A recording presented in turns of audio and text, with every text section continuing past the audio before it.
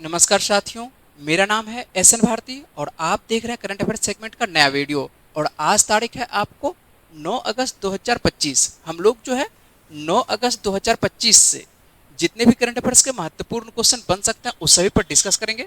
PDF आप हमारे Telegram channel से डाउनलोड कर सकते हैं, जिसका लिंक मैंने इस वीडियो के डिस्क्रिप्शन बॉक्स में दे दिया है। तो आप इस लिंक पर जाकर टेलीग्राम से अपनी पढ़ाई कर सकते हैं पीडीएफ के द्वारा। चलिए हम लोग स्टार्ट कर लेते हैं पहले क्वेश्चन से और बातचीत करते हैं। पहला क्वेश्चन है ना, और मुख्य थीम पे जो आपको दिखाई पड़ रहा है, क्या दिखाई पड़ रहा है, ये कौन है अन्नू रानी और क्यों है चर्चा में। ये कौन है अन्नू रानी, तो बात करेंगे इसके बारे में, पूरे विशेष बात करेंगे कि क्या है और क्यों चर्चा में है ना। चलिए हम लोग बातचीत कर लेते हैं, पहले क्वेश्चन से बातचीत करते हैं और आइए देखते हैं पहला क्वेश्चन क्या है। और पहला क्वेश्चन है कि हाल ही में लड़कियों की उच्च शिक्षा को बढ़ावा देने के लिए किस राज्य में मुख्यमंत्री निजुत मोइना 2.0 योजना लॉन्च किया गया है। यह जो योजना लॉन्च किया गया है कहां पर, असम में लॉन्च किया गया है। तो ध्यान रखेंगे क्या है कि हाल ही में लड़कियों की उच्च शिक्षा को बढ़ावा देने के लिए किस राज्य में मुख्यमंत्री निजुत मोइना 2.0 है ना योजना को लॉन्च किया गया है। ये किस राज्य में, तो असम में लॉन्च किया गया है ना। आइए इसके बारे में थोड़ा बात कर लेते हैं। सबसे पहले असम के मुख्यमंत्री वर्तमान में कौन है, तो असम के मुख्यमंत्री जो है आपको वर्तमान में कौन है, हेमंत बिस्वा शर्मा है। और इनके द्वारा ही, हेमंत बिस्वा शर्मा के द्वारा ही गुवाहाटी में, कहां पर, जो गुवाहाटी है, गुवाहाटी में मुख्यमंत्री निजुत मोइना, आपको क्या है, मुख्यमंत्री निजुत मोइना 2.0 योजना का क्या किया गया है, शुभारंभ किया गया है। और यह योजना जो है उच्च शिक्षा में लड़कियों के नामांकन को बढ़ाने के लिए एक मासिक वित्तीय सहायता योजना है। यदि बात करें इस योजना के तहत सरकारी और सरकारी सहायता प्राप्त शिक्षण संस्थानों में हाई स्कूल से लेकर पीजी स्तर तक की छात्राओं को जो है मासिक वित्तीय सहायता दी जाएगी। क्या दिया जाएगा, यहाँ पर जो है मासिक वित्तीय सहायता दी जाएगी। किसको, उच्च शिक्षा प्राप्त करने वाली खास करके लड़कियों को, है ना। हाई स्कूल के जो प्रथम वर्ष की छात्रा होंगी, जो 10 महीने तक कह सकते हैं कि 10 महीने तक इनको जो है हर महीने 10,000 रुपये मिलेंगे, है ना। तो ध्यान रखेंगे, जो हाई स्कूल के प्रथम वर्ष की छात्रा को 10 महीने तक हर महीने जो है कितने रुपये मिलेंगे, तो 10,000 रुपये मिलेंगे। और बात करें आपको स्नातक स्तर, कौन सी बात करें कि स्नातक, यहाँ पे जो है आप ध्यान रखेंगे कि स्नातक स्तर की छात्रा को 12,500 रुपये मिलेंगे। यानी हर महीने कितने मिलेंगे, 1250 रुपये। और याद यहाँ पर ध्यान रखेंगे कि पीजी की, जो पीजी स्तर की छात्रा होंगी उनको कितने मिलेंगे, साल में 10 महीने तक जो है हर महीने 25,000 रुपये मिलेंगे। तो ध्यान रखेंगे कि इनको कितना मिल रहा है। देखिए हाई स्कूल की जो प्रथम वर्ष की छात्रा है ना, जो हाई स्कूल के प्रथम वर्ष की छात्रा होंगी उनको 10 महीने तक हर महीने कितने, 10,000 रुपये। जबकि स्नातक स्तर की छात्रा को 12,500 रुपये मिलेंगे। यानी हर महीने कितने, तो 1250 रुपये मिलेंगे। यदि बात करें कि पीजी स्तर की छात्रा को कितने मिलेंगे, तो पीजी स्तर की जो छात्रा को है साल में 10 महीने तक कह सकते हैं हर महीने कितने मिलेंगे, 25,000 रुपये मिलेंगे। तो ये समझ चुके होंगे कि किस राज्य के बारे में बात कर रहे हैं। तो ये बात कर रहे हैं हम लोग किस राज्य के बारे में, असम के बारे में बात कर रहे हैं, है ना। तो असम के द्वारा जो है कौन सी योजना लाई गई है, आपको यहाँ के जो मुख्यमंत्री हैं, ये जो आपको दिखाई पड़ रहे हैं, क्या दिखाई पड़ रहे हैं, ये आपको मुख्यमंत्री हैं कहाँ के, असम के। और इनका नाम क्या है, हेमंत बिस्वा शर्मा है। और इनके द्वारा ही खास करके लड़कियों के लिए, है ना, कि लड़कियों को क्या किया जाए, उच्च शिक्षा में एक तरह से बढ़ावा दिया जाए। जो महिला होती है, जो लड़कियां होती है, उनको क्या सामाजिक तौर पर उतना कह सकते हैं कि बढ़ावा नहीं दिया जाता है। इसीलिए राज्य सरकार क्या किया जाएगा, राज्य सरकार के द्वारा, असम राज्य के द्वारा लड़कियों को बढ़ावा दिया जाएगा। और इसके लिए जो है कह सकते हैं कि मासिक वित्तीय सहायता लाया गया है। और इस योजना का क्या नाम है, तो योजना को आपको ध्यान रखना है, क्या है, मुख्यमंत्री निजुत मोइना योजना, जिसका कि कह सकते हैं कि ये जो है इस बार जो है 2.0 योजना लाया गया है ना। तो 2.0 है, ठीक है। तो ध्यान रखेंगे। चलते हैं हम लोग अगले प्रश्न पर बात करते हैं। और अगला प्रश्न भी जो है आपके लिए महत्वपूर्ण है, तो ध्यान रखेंगे क्या है प्रश्न, ठीक है। देखिए क्या है प्रश्न, पूरी तरह से क्या है, पूरी तरह से सौर ऊर्जा से चलने वाली भारत की पहली विधानसभा कौन बन गई है। क्या है प्रश्न, प्रश्न को अच्छे से पढ़ेंगे और पूरी तरह से पढ़ेंगे। पूरी तरह सौर ऊर्जा से चलने वाली भारत की पहली विधानसभा कौन बन गई है, तो ये विधानसभा बनी है, दिल्ली विधानसभा बनी है ना।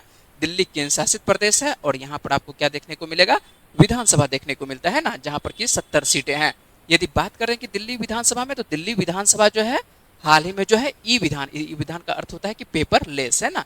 जो दिल्ली विधानसभा जो है पेपरलेस और 500 किलोवाट सौर ऊर्जा प्लांट का यहाँ पर क्या हुआ है, उद्घाटन हुआ है। और इसी के तहत कह सकते हैं कि दिल्ली ऐसी पहली विधानसभा बन गई है जहां पर पूरी तरह से कह सकते हैं कि ये जो विधानसभा है क्या हो जाएगी, अब पेपरलेस हो गई है। ठीक है, तो ये आपको कह सकते हैं कि दिल्ली विधानसभा जो है क्या हो चुकी है, पूरी तरह से पेपरलेस। तो दिल्ली विधानसभा इकलौती ऐसी विधानसभा बन गई है जो सौर ऊर्जा से संचालित होगी और साथ ही विधानसभा अब जो है पूरी तरह से क्या होगा, पेपरलेस होगा। समझ रहे हैं बात को कि यहाँ पर ध्यान रखेंगे, ये प्रश्न आपको किसी न किसी परीक्षा में क्या होगा, पूछा ही जाएगा कि पूरी तरह से सौर ऊर्जा से चलने वाली भारत की पहली विधानसभा कौन बनी है, तो ये दिल्ली बनी है। और दिल्ली विधानसभा जो है यहाँ से आपको दो बातें याद रखनी है। क्या, तो दिल्ली विधानसभा एक ऐसी इकलौती विधानसभा बन गई है जो कि सौर ऊर्जा से संचालित होगी और साथ ही यह अब जो है पूरी तरह से क्या होगी, पेपरलेस होगी।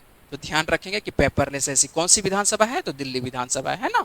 और यदि आपको पीडीएफ की आवश्यकता है तो पीडीएफ आपको कहां पर मिलेगा, किस चैनल पर मिलेगा, तो ये आप थोड़ा सा जान लीजिए। पीडीएफ की आपको यदि आवश्यकता है कि पीडीएफ से आप पढ़ना चाहते हैं तो आपको जाना पड़ेगा किस चैनल पर, तो ये एक टेलीग्राम का चैनल है। और टेलीग्राम चैनल पर जो है आप जा सकते हैं और वहां पर जो है टेलीग्राम पर सर्च करना होगा सानवी जीएस सेंटर पटना, और यहाँ पर आपको प्रतिदिन का आपको कह सकते हैं कि आपको पीडीएफ अवेलेबल है, तो आप यहाँ से पीडीएफ से अपनी पढ़ाई कर सकते हैं ना। तो ध्यान रखेंगे कि ऐसी कौन सी विधानसभा है जो कि पूरी तरह से पेपरलेस है और कह सकते हैं कि सौर ऊर्जा से चलने वाली वो विधानसभा है, तो ये विधानसभा आपको दिल्ली विधानसभा। दिल्ली की वर्तमान में मुख्यमंत्री कौन है, तो रेखा गुप्ता है। और दिल्ली में किसकी सरकार है, तो बीजेपी की सरकार है। विधानसभा में कितनी सीटें हैं दिल्ली में, तो 70 सीटें हैं ना, तो ये ध्यान रखेंगे। ठीक है, चले अगले प्रश्न पर। चलिए अगला प्रश्न देख लेते हैं, क्या है अगला प्रश्न। और अगला प्रश्न जो हम लोगों के सामने में है, हाल ही में है ना, कि हाल ही में किस भारतीय एथलीट ने, हाल ही में किस भारतीय एथलीट ने जो है पोलैंड मीट में 62.59 मीटर भाला फेंक कर स्वर्ण पदक जीती है। ये कौन है, यही है अन्नू रानी है। कौन है ये, अन्नू रानी है ना। तो अन्नू रानी के बारे में बात कर लेते हैं कि अन्नू रानी जो है कितना मीटर तक भाला फेंकी है, तो ये जो भाला फेंकी है 62 पॉइंट कह सकते हैं 59 मीटर दूरी तक भाला फेंकी है। और इसी के तहत यह कह सकते हैं कि इस सीजन का इनका क्या है, सर्वश्रेष्ठ प्रदर्शन है। और इन्होंने जो है यह उपलब्धि अपने दूसरे प्रयास में यह हासिल की है ना। 2-3 बार फेंकना पड़ता है कि आप कितने दूरी तक फेंक सकते हैं। और इसी के तहत जो है कह सकते हैं कि ये जो अन्नू रानी है आपको क्या दिखाई पड़ रही है, स्वर्ण पदक जीतते हुए दिखाई पड़ रही है। तो यहाँ पर जो है अन्नू रानी कितने मीटर तक भाला फेंकी है, तो 62.59 मीटर फेंकती है। और इसी के तहत आपको ये खेल कहाँ पर हो रहा है, ये प्रतियोगिता यदि बात करें कि ये प्रतियोगिता हो कहाँ पर है, तो ये प्रतियोगिता आपको पोलैंड के आपको सेचिन शहर में हो रहा है ना। सीधा सा बात है, आपको जगह शहर का नाम आपको जरूरत नहीं है, आपको सीधा याद रखना है शहर देशों का नाम याद रखना है कि यह प्रतियोगिता कहाँ पर हो रहा है। यह प्रतियोगिता जो है पोलैंड में हो रही है और यह World Athletics Continental Tour bronze level meet का ये हिस्सा भी थी है ना। ये छोड़ देना, इसके लिए आपको जरूरत नहीं है।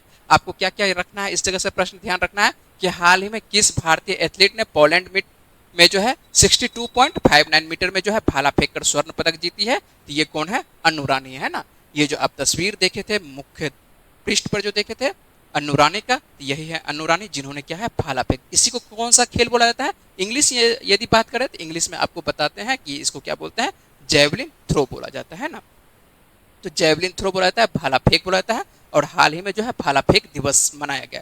तो आप लोग कमेंट करके बताइए कि भाला फेंक दिवस, आपको कल ही बताया है वीडियो में कि भाला फेंक दिवस कब मनाया जाता है ना। जो नीरज चोपड़ा जो है कह सकते हैं कि 2021 में क्या जीतते हैं, आपको स्वर्ण जो जीतते हैं 2021 टोक्यो ओलंपिक में, उसी की याद में कह सकते हैं कि हम लोग मनाते हैं क्या, भाला फेंक दिवस। आप लोग कमेंट करिए कि भाला फेंक दिवस कितने तारीख को मनाया जाता है, क्योंकि कल के वीडियो में आपको बताए हैं। और यही खेल है भाला फेंक दिवस है ना। यहाँ पर भाला फेंक है, क्या है, भाला फेंक है। और इसको इंग्लिश में क्या बोलते हैं, तो जैवलिन थ्रो बोलते हैं। क्या बोलते हैं, जैवलिन थ्रो के कितनी दूरी तक आप जैवलिन को फेंक सकते हैं। ठीक है, तो समझ रहे हैं। ये अन्नू रानी को आपको याद रखना है कि ये जो अन्नू रानी है ये किस खेल में से संदर्भित है, तो ये आपको भाला फेंक जेवलिन थ्रो से संदर्भित है। और हाल ही में कहां पर, ये आपको पोलैंड में क्या जीतती है, आपको स्वर्ण पदक जीतती है ना। तो आपको कितना पॉइंट छोड़ देना, पॉइंट यदि आप नहीं भी याद रखिएगा तो आपका काम चल जाएगा। ये पॉइंट जरूरत नहीं है कि ये आपको मीटर याद रखना है, आप सीधा याद रखना है कि मान के चलिए कि आपको भारतीय एथलीट जो है आपको अन्नू रानी, इनके द्वारा स्वर्ण पदक जीता गया है। ठीक है, चलें अगले प्रश्न पर। चलिए, इस सब प्रश्न, जितना भी प्रश्न आपको करवा रहे हैं सभी प्रश्न आपके लिए महत्वपूर्ण है। और ध्यान रखेंगे कि कौन सा प्रश्न मान के चलिए हो सकता है किसी परीक्षा में आपको पूछा जा सकता है, तो अच्छे से जब तक आप पढ़िएगा नहीं तब तक आपको करंट अफेयर्स से बनेगा नहीं प्रश्न। इसलिए मान के चलिए आपको एक लाइन में हो सकता है कि आप एक लाइन पढ़ना चाह रहे हैं, लेकिन थोड़ा सा जब अंदरूनी भाग पढ़ते हैं तो हम लोगों को क्या होगा, किसी भी तरह से प्रश्न पूछेगा तो अच्छे तरह से क्या हो जाएगा, कवर होगा। ठीक है, कहीं से भी प्रश्न हो सकता है कि नीचे लाइन से कहीं से पूछ दे, तो आप लोगों को क्या होगा, प्रश्न बनेगा, है ना। यदि ऊपर ऊपर पढ़ेंगे तो हो सकता है कि प्रश्न ना बने, इसलिए जो है 2-3 लाइन हम लोगों को नीचे उतरना पड़ता है, जिससे क्या होता है कि प्रश्न आपको अच्छे से कवर होगा। ठीक है, किसी भी परीक्षा के लिए। आइए अगले प्रश्न में बात करते हैं कि हाल ही में विश्व खेलों के 12वें संस्करण का आयोजन किस देश में हो रहा है। ये स्टार्ट हो चुका है, हाल ही में विश्व खेलों के 12वें संस्करण ये स्टार्ट हो चुका है, और ये स्टार्ट कहाँ पर हुआ है, ये चीन में स्टार्ट हुआ है। 17 सदस्यीय जो भारतीय टीम है 17 अगस्त तक चीन के चेंगदू में, कहां पर होने वाला है, तो चीन के चेंगदू में होने वाला। ये विश्व खेल 2025 में भाग लेने के लिए क्या है, पूरी तरह से सभी खिलाड़ी क्या है, तैयार है। और सभी खिलाड़ी कहां जा चुका है, चीन जा चुके हैं, है ना, चीन के चेंगदू शहर जा चुके हैं। और यह खेल का आयोजन यदि बात करते हैं कि यह खेल का आयोजन कब से हो रहा है, ये 1981 से हो रहा है। और 1981 से जो है ये प्रत्येक 4 वर्ष पे होता है। कितने दिनों पर होता है, ये प्रत्येक 4 वर्षों पर होता है। जैसे अधिकांश आपको जो दिखाई पड़ता है खेल कितने दिनों पर होता है, तो 4 वर्षों पर ही होता है। तो ये आपको कह सकते हैं कि 1981 से प्रत्येक 4 वर्ष में ये आयोजित होने वाला ये खेल है। और इस खेल में कौन सा खेल सम्मिलित किया जाता है, तो वैसे खेल को सम्मिलित किया जाता है कि जो कि ओलंपिक में, मान के चलिए कि ओलंपिक में वो खेल को सम्मिलित नहीं किया जाता, और उस खेल को किस में सम्मिलित किया जाएगा, तो विश्व खेलों में सम्मिलित किया जाएगा, है ना। तो इन खेलों में कह सकते हैं कि इन खेलों में ऐसे खेल को शामिल है, कह सकते हैं ऐसे खेल शामिल है जो ओलंपिक कार्यक्रम में शामिल नहीं है। तो ध्यान रखेंगे कि मान के चलिए इनमें कौन कौन से खेल, तो खेल आपको जरूरत नहीं है कि कौन कौन सा खेल, मान के चलिए कि 34 तरह का खेल है, तो 34 तरह के खेल को इसमें शामिल किया जाता है, तो खेल को आपको जरूरत नहीं है ना। सीधी सी बात है, हम लोग भारत से आते हैं तो भारत से संदर्भित कुछ जो प्रश्न बन सकता है यहाँ से उस पर बातचीत कर लेते हैं। तो भारत 1981 में अपने पहले संस्करण से ही विश्व खेलों में भाग ले रहा है। तो जब से स्टार्ट हुआ है तब से भारत भी भाग ले रहा है। और अब तक यदि बात करें कि अब तक भारत ने कितना स्वर्ण और कितना कह सकते हैं कि पदक जीता है, तो भारत जो है अब तक मात्र एक ही स्वर्ण जीता है ना।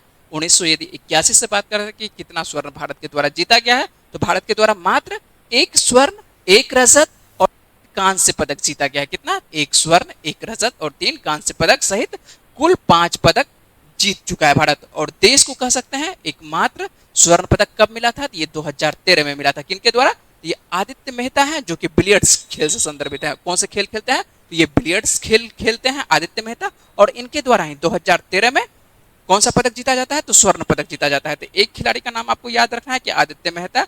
आदित्य मेहता किस खेल से, तो आपको बिलियर्ड्स से, जो कि आपको 2013 में आपको विश्व खेलों में क्या जीतते हैं, स्वर्ण पदक जीतते हैं।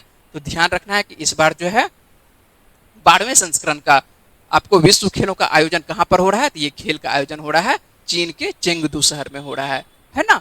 और भारत के जो 17 सदस्यीय टीम जो है कह सकते हैं कि आपको कहाँ जा चुका है, तो भारत के जो जितने भी 17 सदस्यीय टीम है ये जा चुके हैं, आपको 17 सदस्यीय भारतीय टीम है और ये जा चुके हैं चीन, है ना। और ये खेल का आयोजन कर सकते हैं कि 17 अगस्त तक होने वाला है। चले हम लोग अगले प्रश्न पर।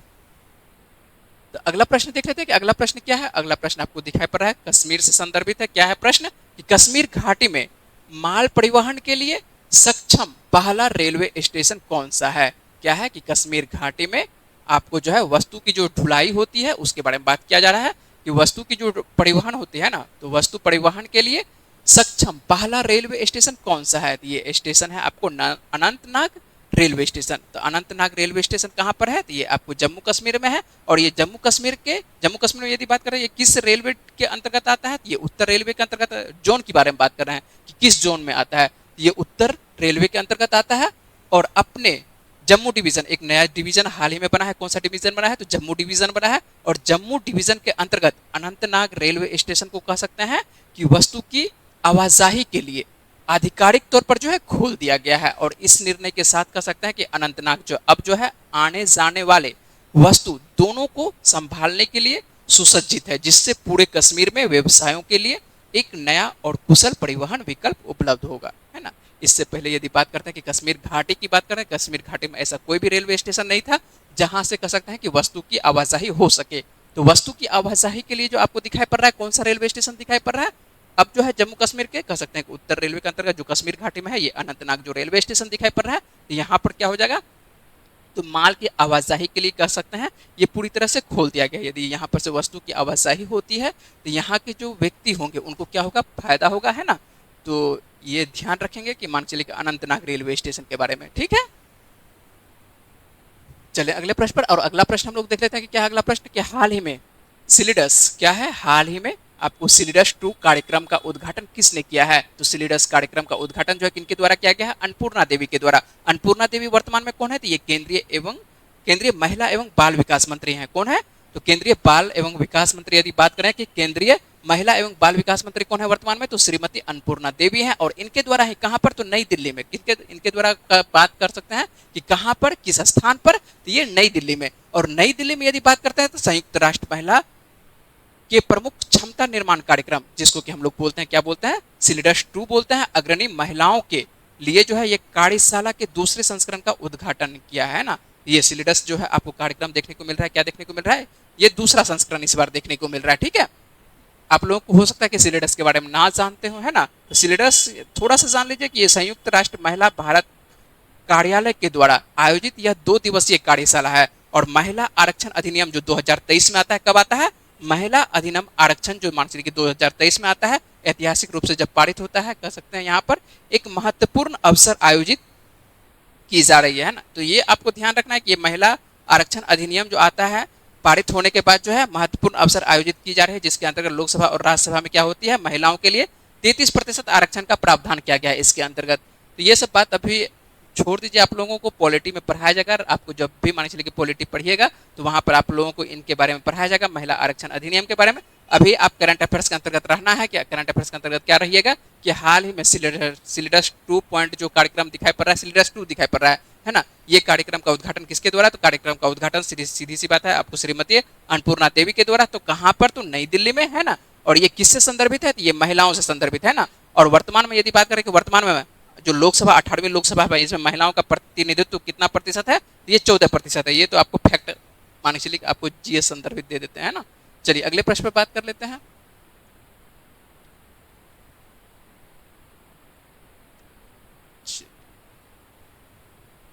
अगला प्रश्न देख लेते हैं कि अगला प्रश्न क्या है कि हाल ही में नया अतुल्य भारत डिजिटल प्लेटफॉर्म क्या है? प्रश्न कि हाल ही में नया अतुल्य भारत डिजिटल प्लेटफॉर्म किसने लॉन्च किया है? ये किसके द्वारा लॉन्च किया गया है? आपको पर्यटन मंत्रालय के द्वारा। पर्यटन मंत्री वर्तमान में कौन है? तो गजेंद्र सिंह शेखावत। आप लोग जानते होंगे गजेंद्र सिंह शेखावत को, है ना। तो गजेंद्र सिंह शेखावत है। और नया अतुल्य भारत डिजिटल प्लेटफॉर्म पर्यटन मंत्रालय के द्वारा क्या किया गया है? ये लॉन्च किया गया है। तो आपको ध्यान रखना है कि नया अतुल्य भारत डिजिटल प्लेटफॉर्म किसके द्वारा लॉन्च किया गया है? ये पर्यटन मंत्रालय के द्वारा। यह एक डिजिटल प्लेटफॉर्म है जो भारत की समृद्ध सांस्कृतिक विरासत और प्राकृतिक सुंदरता और विविध आकर्षणों का क्या कह सकते हैं कि आकर्षणों को प्रदर्शित करता है। और यात्रियों और हितधारकों के लिए एक व्यापक संसाधन के रूप में ये काम करता है। उद्देश्य क्या है? तो उद्देश्य सीधी सी बात है कि पर्यटन को बढ़ावा देना और भारत की यात्रा को क्या करना है? आसान बनाना है।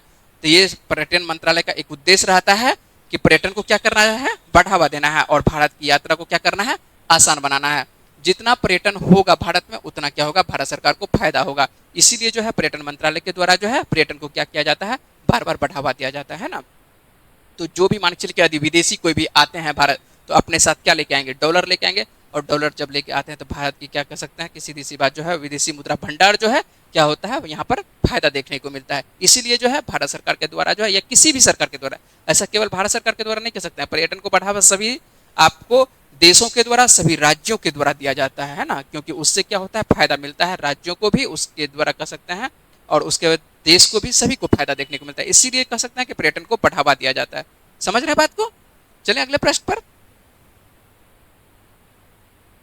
चलिए अगला प्रश्न देख लेते हैं कि अगला प्रश्न क्या है। और अगला प्रश्न जो है आपको इंडेक्स से संदर्भित है। क्या है इंडेक्स से संदर्भित?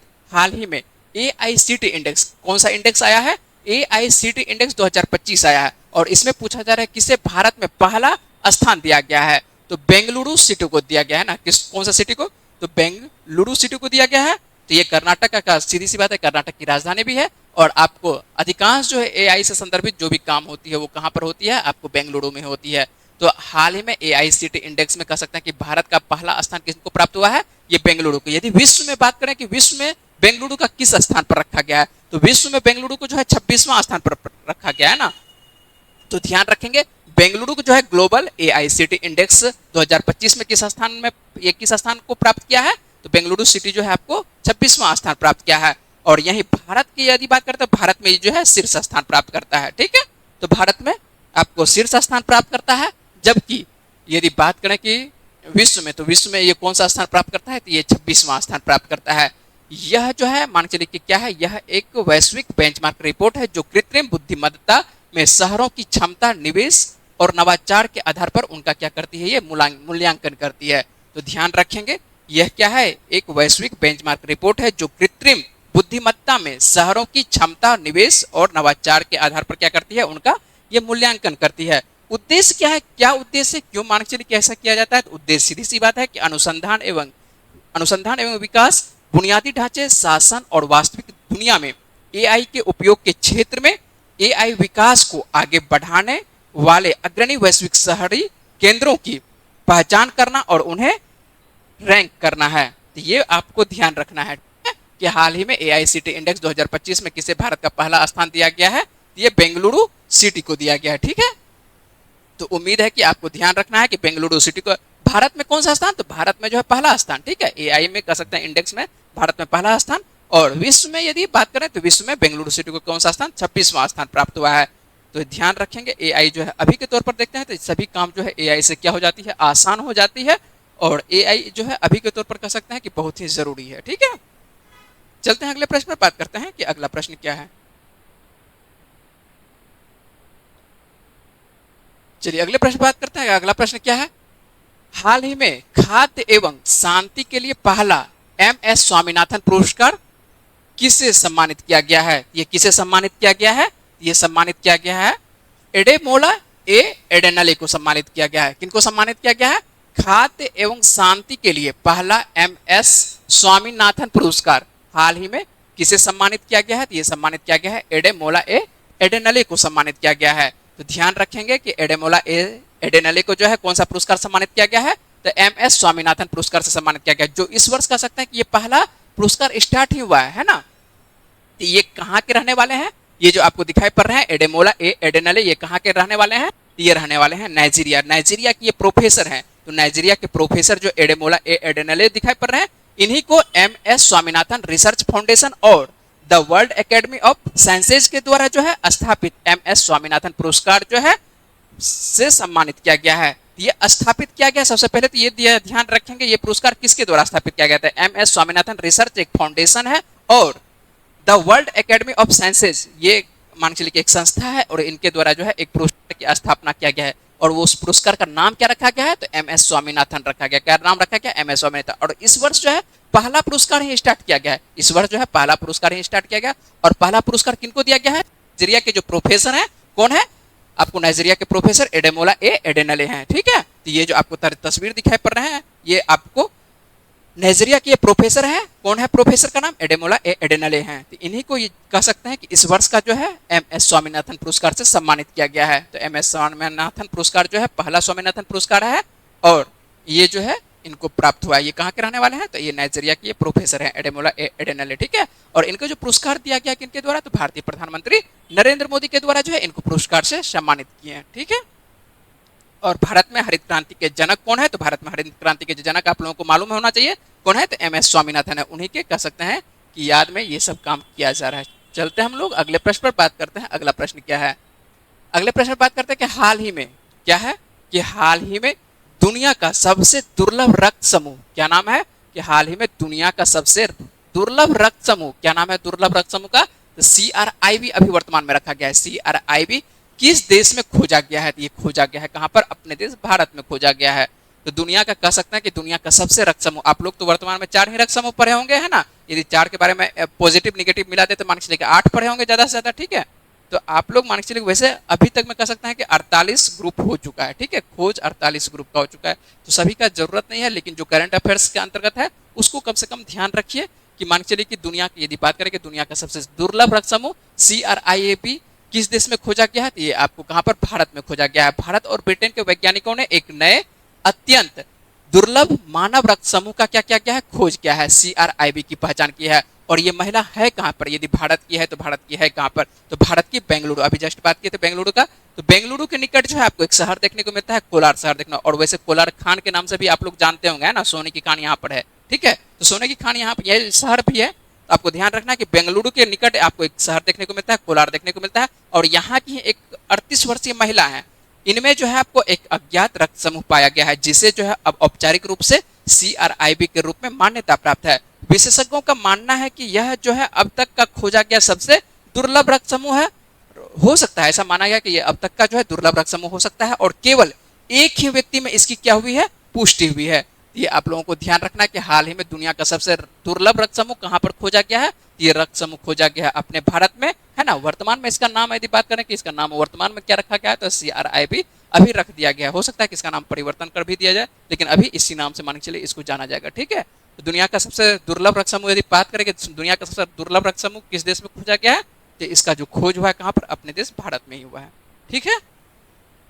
चलिए हम लोग जो है करंट अफेयर्स का जो सेगमेंट चलाते हैं, तो करंट अफेयर्स जो लगभग 10 क्वेश्चन देते हैं, जो इंपॉर्टेंट 10 क्वेश्चन रहता है, तो 10 क्वेश्चन हम लोग देते हैं। तो आज हम लोग करंट अफेयर्स का इतना ही प्रश्न रखेंगे, लेकिन हम लोग बातचीत करते हैं कि पिछले वीडियो में आप लोगों से एक प्रश्न पूछते हैं, उसका सही आंसर क्या बनेगा, क्या होगा, हम लोग देख लेते हैं। यहाँ पर जो है क्या है प्रश्न कि निम्न में से किसे हाल ही में बिहार का मुख्य सचिव नियुक्त किया गया है।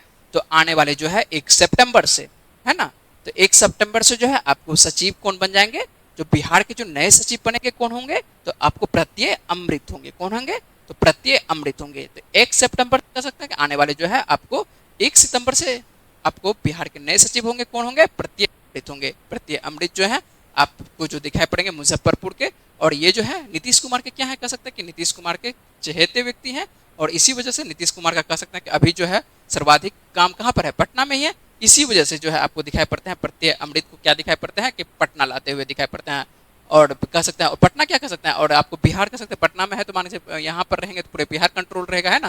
तो बिहार का मान चलिए कि आपको सीधी सी बात है कि बिहार का मुख्य सचिव जो दिखाई पड़ते हैं कौन दिखाई पड़ेंगे, आपको प्रत्यय अमृत दिखाई पड़ रहे हैं, ठीक है। इस प्रश्न को जो है आपको कल पूरे विस्तार से बताए थे, कल के वीडियो में इस प्रश्न को आपको अच्छे से बताए, ठीक है।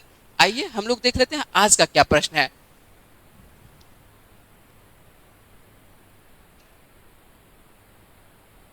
आइए आज का प्रश्न देख लेते हैं, और आज का प्रश्न जो है कल के वीडियो से ही आपको, है ना, कल का वीडियो यदि आप अच्छे से वीडियो को वॉच किए होंगे, कल का यदि थीम भी आप अच्छे से वॉच किए होंगे, कल के थीम से ही है, मुख्य पृष्ठ से ही ये प्रश्न लिया गया है। देखिए क्या है प्रश्न, और आप लोगों को इसका आंसर बताना है। उम्मीद है कि आप लोग आंसर बताइएगा।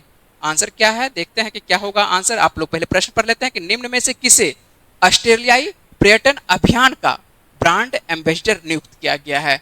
उम्मीद है कि सभी कोई जानते होंगे, निम्न में से किसे ऑस्ट्रेलियाई पर्यटन अभियान का ब्रांड एम्बेसडर नियुक्त किया गया है। कौन बनी है हाल ही में, या कौन बने हैं। यहाँ पर आपको ऑप्शन है दीपिका पादुकोण, या रणवीर सिंह, अक्षय कुमार, या सारा तेंदुलकर, है ना। तो इस चारों ऑप्शन में से आपको जो भी ऑप्शन लगता है कि सही होने वाला है, इसका आपको आंसर देना है कहाँ पर, कमेंट बॉक्स में देना है। जो भी आपको आंसर लगता है आप कमेंट बॉक्स में दीजिए आंसर। यदि आपको लगता है कि वीडियो अच्छा है और वीडियो आपके लिए फायदेमंद हो रहा है, तो आपको क्या करना है, अपने दोस्तों के साथ भी इस वीडियो को क्या करना है, शेयर करना है। जहां तक हो सके जिस भी दोस्तों के साथ आप मान चलिए अपने आसपास में पढ़ते हो, साथ में पढ़ते हो, तो उस दोस्तों के साथ भी वीडियो शेयर कीजिए। और वीडियो को जो है मान चलिए कि आपको क्या, जहां भी जिस चैनल पर देख रहे हैं आपको वीडियो को लाइक करिए, चैनल को सब्सक्राइब करिए, है ना। चलिए मिलते हैं आप लोगों से अगले वीडियो में, तब तक के लिए अपना ख्याल रखिए, पढ़ते रहिए, वीडियो में बने रहने के लिए बहुत बहुत शुक्रिया।